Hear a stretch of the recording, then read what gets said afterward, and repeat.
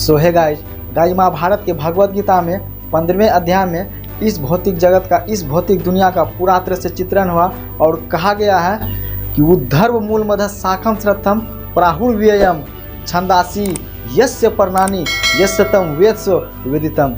अर्थात इस दुनिया का, इस भौतिक जगत का उस वृक्ष के बारे में तुलना की गई है, उस वृक्ष से तुलना की गई है जिसका डाल और पत्ती नीचे की ओर तथा जड़ ऊपर की ओर दिखाई देता है। इस भौतिक जगत का उन्हीं से तुलना की गई है, उन्हीं वृक्ष से तुलना की गई है। जैसे आप और हम यदि कोई नदी या तालाब के किनारे अगर खड़ा होकर उस वृक्ष को देखते हैं या किसी भी वृक्ष को देखते हैं तो वे वृक्ष उल्टा दिखाई देता है, उसका जड़ ऊपर की ओर होता है और उसका पत्ती और डाली नीचे की ओर दिखाई देता है। इसीलिए ये दुनिया जो है एकमात्र प्रतिबिंब ही रह जाता है, क्योंकि प्रतिबिंब का कोई वास्तविक सार नहीं होता है। हालांकि उस प्रतिबिंब को देखकर हम यह जान जाते हैं कि वस्तु का वास्तविकता जरूर होता है। इसीलिए हमें जीवन में अच्छा और बुराई का फ़र्क समझना चाहिए। अच्छा और बुराई में क्या अंतर है, क्या फ़र्क है, उसके बारे में जानना चाहिए। गलत करने से क्या होता है, गलत क्या है, सही क्या है, उसका हकीकत क्या है, सही करने से क्या परिणाम मिल सकते हैं, गलत करने से उसका अंजाम क्या हो सकता है,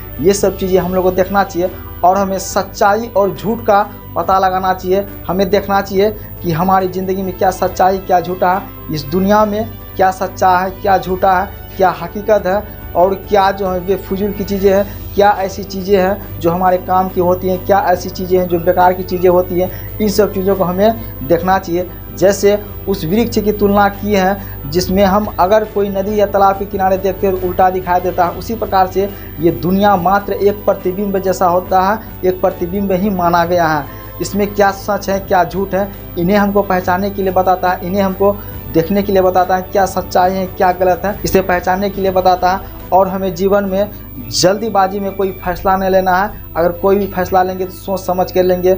सबसे पहली बात वहाँ देख लेंगे आगे क्या हो सकता है, पीछे क्या हो सकता है। हम जब भी फैसला लें सोच समझ कर ले, जल्दबाजी में ऐसा कोई कदम ना उठाए ताकि हमको हानि हो, हमारा जो काम हो उसमें घाटा हो। इस तरह का काम हम नहीं करें। हमें अच्छाई का रास्ता जाना चाहिए। हमें जो है सच और झूठ का फ़र्क में अंदाज़ा लगाना चाहिए। इन दोनों में क्या फ़र्क हो सकता है, इसका क्या माने होता है, सच्चाई का क्या रास्ता होता है, उसका क्या माने होता है, इन सब चीज़ों को देखने के लिए कहता है। इसीलिए वहाँ पर महाभारत के भगवत गीता के 15वें अध्याय में एक वृक्ष से तुलना की गई है, एक उल्टे वृक्ष की तुलना की गई है, वृक्ष से तुलना की गई है इस दुनिया का, इस भौतिक जगत का, इस अत्याधुनिक जगत का तुलना की गई है कि अत्याधुनिक दुनिया जो हम अपने आँखों से देखते हैं वे गलत भी हो सकते हैं और सही भी हो सकते हैं। इसीलिए सबसे पहली बात हमें सच का पता लगाना होगा, उस सच को ढूंढ के निकलना होगा जिसकी हमें तलाश होती है। इसीलिए इस भौतिक जगत की तुलना उन वृक्षों से की गई है। हम इनसे सीख सकते हैं, ये जान सकते हैं कि दुनिया में क्या सही है क्या गलत है, किसका अस्तित्व है किसका अस्तित्व नहीं है।